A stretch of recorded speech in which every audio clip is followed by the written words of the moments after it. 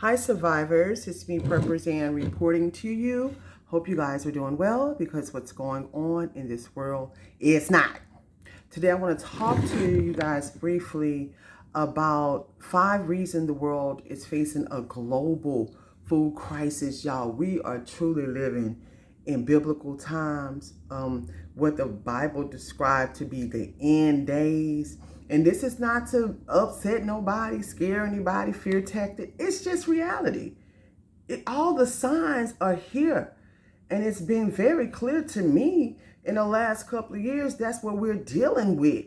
And as you can see, obviously, things are getting worse and worse and worse.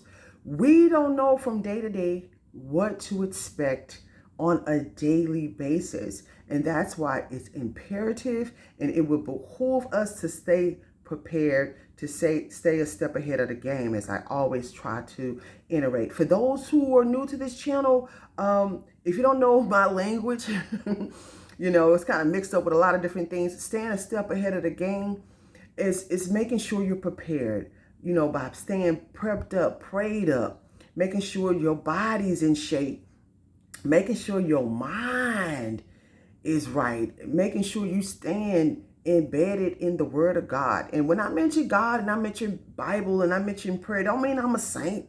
I don't want nobody ever put me on that pedestal, because I make mistakes like everybody else, but I am aware that will help your life. And, it helps mine significantly to keep me back on the right track and just reading and just, staying prepared for these days we're facing, keeping a lot of water or having access to water, ways to purify your water supplies, all those great things. So I want to read y'all some of this article and then we're going to discuss it. It says our fragile world is facing an impending global food crisis, and as extreme weather and drought collide with the impact of the pandemic, the W-A-R, and rising inflation, more and more people are facing food insecurity. Here's how we're mobilizing to meet the need. It says, Cosmo stared in shock at the baby girl in front of him. Her mother, Natalia, said Emelina was 6 months old, but with her huge eyes and tiny limbs, Emelina looked like the size of a 2-month-old. Y'all, a lot of people are going through this. Don't think because you just here in America, it won't happen to you, or wherever you are looking at me, or wherever you're located. Don't think that this can't happen, y'all. This stuff is happening, and it's just a matter of time before it meets our borders. And actually already here. And before we be seeing people right amongst us looking like this, I'm going to say God forbid, but I'm telling y'all, just put your seatbelt on. Get ready for it. Drought has devastated the rural Tanzania community's food supply and left the baby girl severely malnourished. At one time, their village would celebrate as they brought in an abundant harvest that hasn't happened for a very, very long time. Unable to find steady work in the dwindling fields, her father couldn't provide for her and her twin brother. I was overwhelmed, says Cosmos, a staff member at their local child development center, with how little they were living off of. And over here in this country, man, I be seeing people with abundance of things that they don't even need, just stuff packed on, all kinds of stuff. I'm not talking about food and water like what they should be having, clothes and all this stuff. But anyway, let's go back to this. Our fragile world is facing an impending global food crisis as extreme weather and drought collide with the impact of the pandemic. We just said that. What is food insecurity? Food insecurity is when someone doesn't have regular access to enough nutritious foods. That's what's going on all around us right now. Y'all, with this record-breaking hurricane, that's going to be the icing on the cake. Like one of you guys coming in, it was the perfect storm. Especially to go along with this agenda, with everything else that has been playing out right before our eyes. Not eyes. Our food is about to be so unaffordable. Fresh food, it's going to hardly be any access to it. Y'all, because it's so much going on. When those hurricanes and those storms hit, y'all, they destroy a lot of crops, a lot of livestock, a lot of the food supply. The truckers can't get through there. Roads are impassable. The grid's down. They saying that grid might be unrepairable. So that means they would have to start all over dealing with that in the infrastructure. That takes months. Okay, so it says Severe food insecurity means a person at times has not eaten for a day or more, leading to extreme and dangerous hunger. For children, the result of food insecurity is devastating. Little Emiliana suffer severe weight loss, a consequence of malnutrition. If nothing changes, malnutrition can permanently affect a child's growth and development, and it happens really fast. What's the difference between food insecurity and famine? When food insecurity is widespread and action isn't taken, it leads to famine. And that's what's going on now.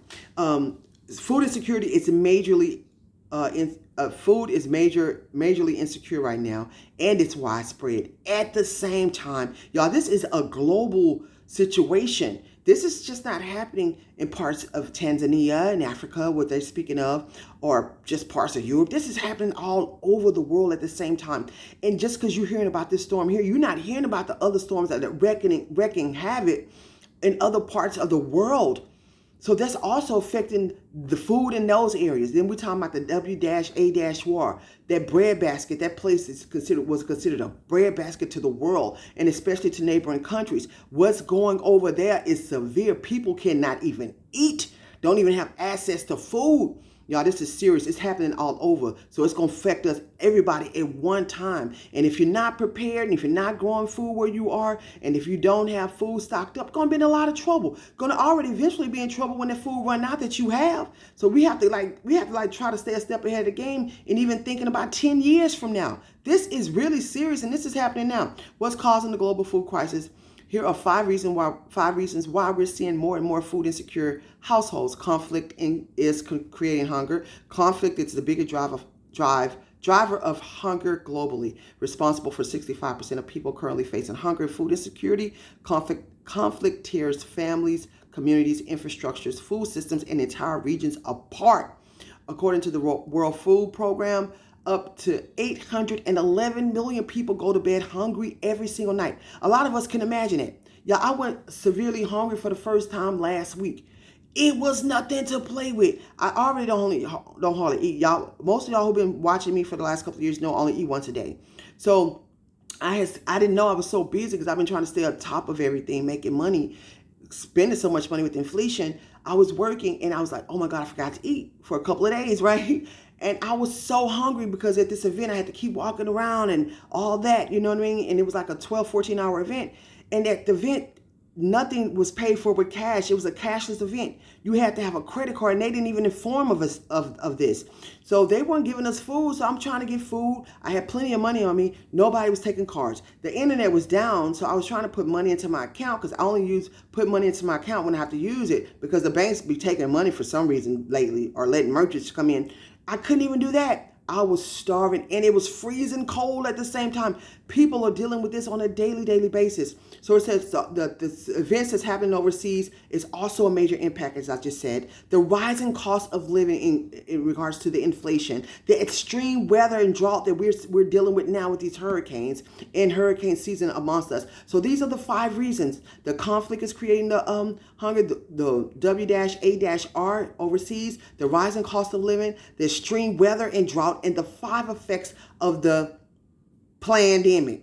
So it's just a lot going on at one time. Y'all, please just not think about today or tomorrow. Think about years ahead, and be very reluctant to spend your money on things that you really don't need. I'm telling you, you're going to need that money. And if you can, invest in land where you can grow a lot of food and also help the communities around you.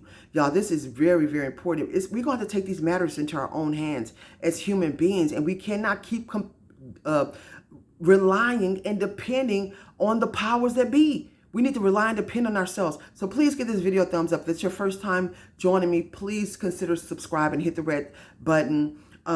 Please follow me on my other platforms on BitChute and Patreon. We are dealing with severity situations right now. I'm going to keep everybody up to breast as much as I possibly can. And please support the Allegedly and the Good Luck with That t-shirts. And if you're looking for land in bug out areas, I do have some for sale and for lease. And please, as always, watch this world, watch the weather, smell your water, boil your water before you use it, and keep surviving.